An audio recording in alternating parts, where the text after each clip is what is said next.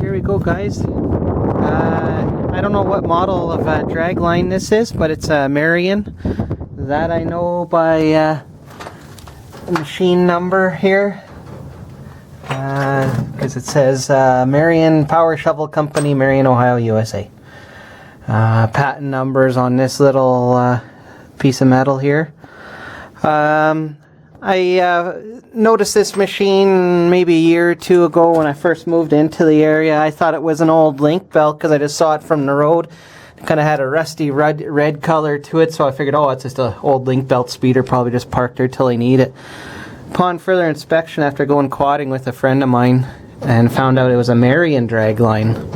And I know one thing with the link belts is they used to have the name cast into the counterweight. Well, this had no name cast into the counterweight. This one's GM powered. I'm not sure what model. It's hard to tell. There's so much dust and dirt, and I don't feel like getting that dirty. I guess, I don't know. But you know, everybody knows a GM diesel or Detroit diesel, screaming jimmies.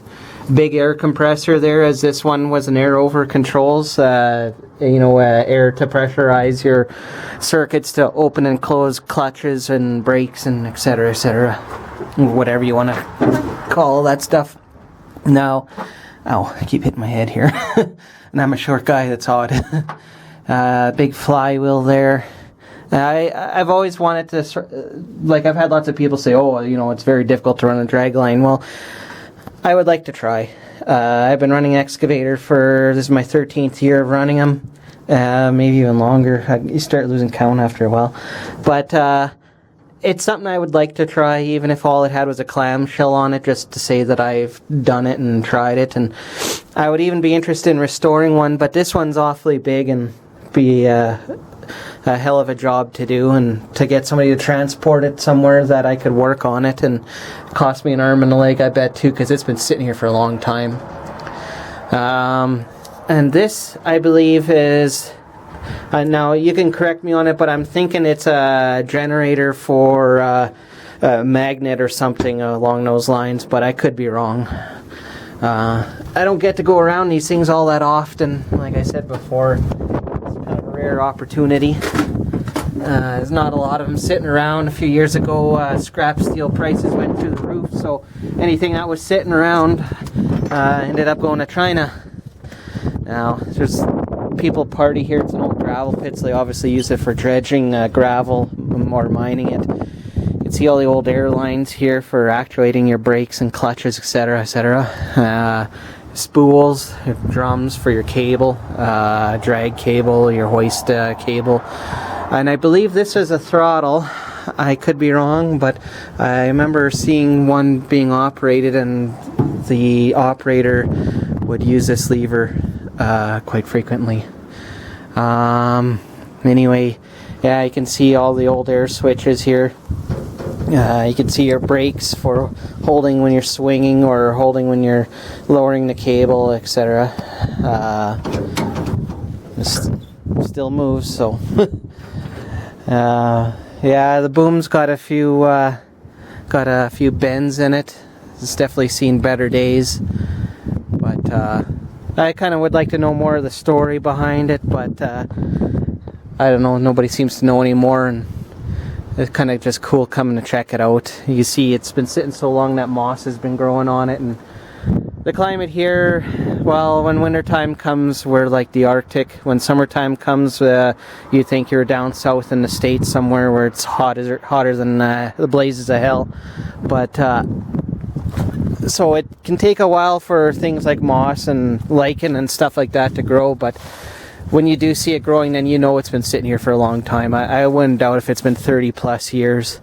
I'm 33, and so it's probably been sitting here longer than I've been on this planet. It's kind of a shame. It was probably in rough shape when they parked it, but I don't know. It'd be nice to see it going, but who's got the money and the time? For me, I'd kind of like one of those little unit cranes or drag lines if I was to get one and learn how to swing a bucket from it. See, like most of the paint's kind of rusted off, so I can't even tell what model number it is anymore. And I couldn't find any plates on the inside of the house there that indicated what model number or series or anything like that. I tried looking in my book. It's kind of hard to identify because there's so many that were of a similar size, and all I know is it was built in the early 40s. You can see here it says Jake's Gravel Limited, Blumenort. That means Blumenort, Manitoba. And I'm sure it's a company that's no longer around, because I think the only gravel company around there is Diamond Construction. And yeah, I got the old flat cast track pads on it. Typical old cranes. Perforated dragline bucket. I mean, that's kind of cool. It looks like maybe a 1 yard bucket, maybe 3/4 yard bucket. The old drag chains, they've obviously been welded and built up, but even the shine is starting to come off of them. They're starting to show rust and whatnot. But perforated buckets, so the water drains out, so you know, definitely made for dredging type work or gravel recovery. So yeah, you can climb all over this thing if you so desired. I'm not much of a monkey, so I don't. But yeah, old Marion dragline. This is something that's you don't see very often, quite rare now, especially after Bucyrus took them over. But yeah, and then the Marion construction line, this would have been a construction machine instead of a mining machine, just due to its size. And they were discontinued in 1975 or something like that. So yeah, it's kind of rare old bird. So kind of sad. I wanted to try and slide this door closed just in case I could see a model number, but it doesn't want to move, so it might be rusted in place. This one just swings with the wind here. But yeah, even the little half-assed plank catwalk there, the wood's kind of rotted by the weather and time. But yeah, these things are awesome. This is where it used to work. You can see some grass fires brewing in the distance, or stubble fires. Farmers are always burning when it's windy. But this is a gravel pit that it used to mine. It's not the best quality gravel, a lot of clay and hardpan and stuff like that, but probably just for making road crush. We call it A-base. Places call it 3/4 crush or 1 inch crush, stuff like that. I doubt if it was any good for making concrete or asphalt or anything like that. You go further east to here, like some of those other videos where they use those slackline drag lines or slackline excavators, and they got better quality gravel, but it requires quite a bit of washing before they can use it for concrete or asphalt production. There's a number of gravel pits up and down Highway 59 here. I'm just south of St. Malo, and I haven't seen any drag lines at any of them, but you know, at one time they were pretty busy. Province of Manitoba here doesn't believe in investing in fixing roads, so we have some of the worst roads in Western Canada here, if not the worst roads. But yeah, an old relic from the past, old Marion dragline.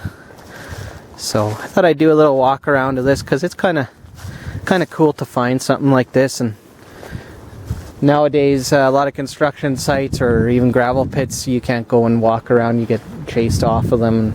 It's not safe or some bullshit like that, even if you go after hours and they think you're going to rip something off. But yeah, nice old dragline. You can see you had the sliding windows on the cab there. That's kind of cool. So something that's been around for quite a while. Anyway, there you go, guys.